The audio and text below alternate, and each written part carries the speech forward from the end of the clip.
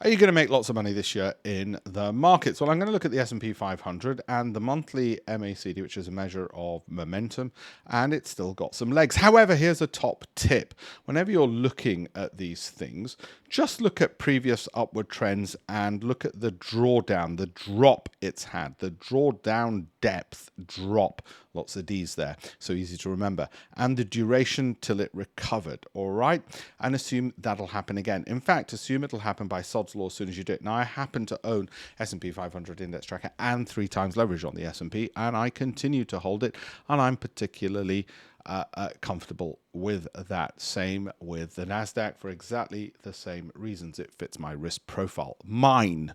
You can't be me, you have to be yourself, and therefore it might not suit you. And how do you determine if something suits you? You look at a previous historical period and you look at the drawdown depth and duration to recovery, and you say to yourself, could I take that? How much would I lose? And of course, the past is not a guarantee of the future, and you'd think, ooh, I don't want to lose that, so this is not for me. It's as simple as that.